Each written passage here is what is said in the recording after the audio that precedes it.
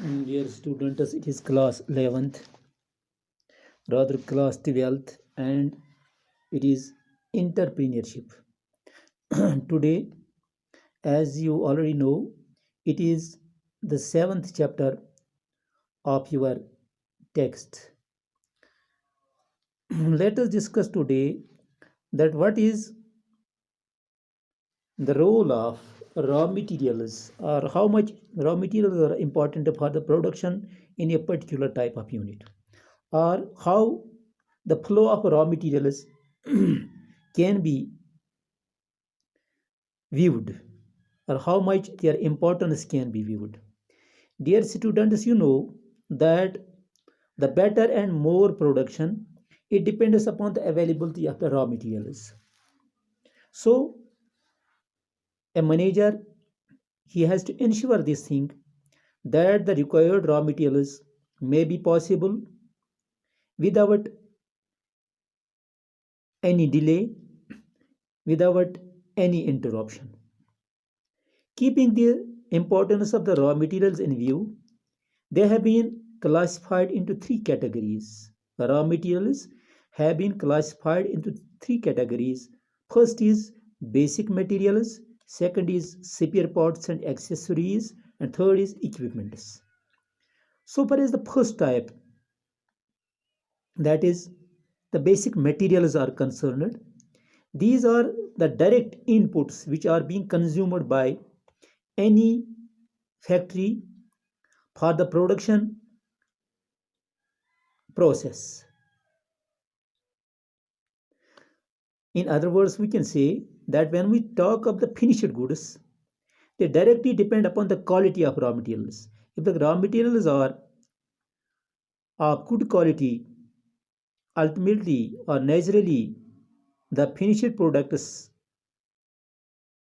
they will be of high quality or of standard quality. So these raw materials, every entrepreneur ensures that it is from a known resource. If we will take the raw materials from any resource whom we are not aware, about whom we have no experience, past experience, there is every apprehension that the raw materials cannot be of good standard, or we can say they can be of substandard, and naturally our finished products cannot be of good quality.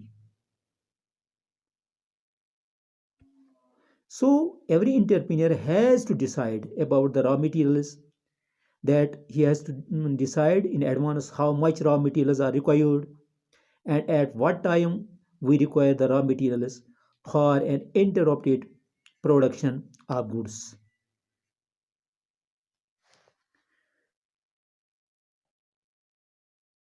Every entrepreneur, to ensure the in time availability of raw material, he has to see in advance the different alternative sources of raw material. In case the raw materials could not be found, could not be received at the proper time, what can be the substitute, what can be the way out to maintain our needs. But there is different nature for different nature of these raw materials. For example, in case of perishable materials, day to day supply, it has to be maintained. यानी हमें raw materials रोज़, ये जो perishable materials जो है जो ख़राब होते हैं 2 दिन 3 दिन के बाद, तो इस सिलसिले में हमें डेली इसके लिए रॉ मटेरियल चाहिए. फॉर एग्ज़ाम्पल हम लेते हैं कि मीट की ज़रूरत होती है या मछलियों की ज़रूरत होती है किसी भी प्रोडक्ट को तैयार करने के लिए जो कि मार्केट में हमें बेचना है. हमें इसके लिए डेली सप्लाई की ज़रूरत है.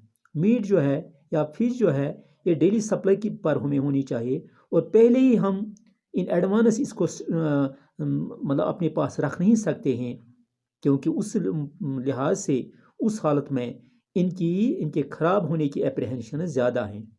So it must be maintained on the daily basis, and it creates problem if the supply is not on daily basis.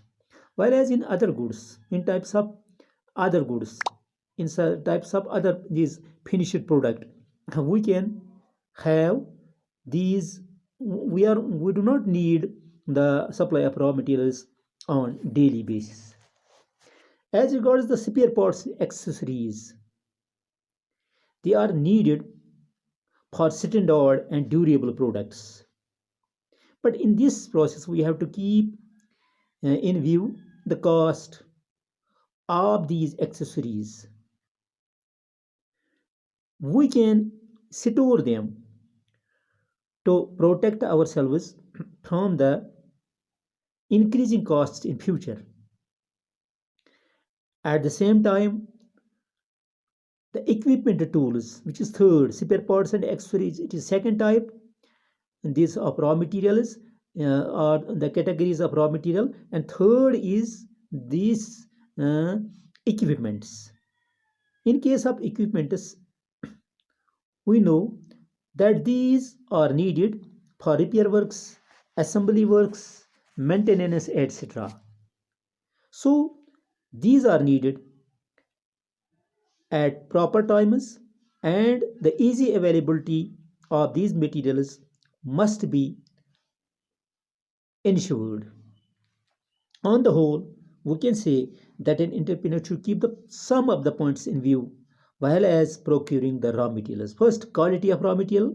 It is important he must know the quality of the raw material so that the quality product can be produced. And second is availability of alternatives source of raw material. In case the raw materials could not be received at the proper time, then every entrepreneur has to find out the alternative sources so that the uninterrupted this supply of finished products can be available. Third is price is charged by different suppliers, so he has to compare the prices, and the lowest this price it is preferred at that very. And transport cost, in case of raw materials, transport cost is very much important because they increase the cost of the finished product, the cost of our goods. Then trade policy of the suppliers, that how suppliers supply the raw material. If the credit policy or the cash policy is ensured, it is to be enforced by the suppliers. And then promptness in delivering the materials, that how much prompt, quick are the suppliers. It must be ensured in advance that the raw materials could be received at the proper time without any delay.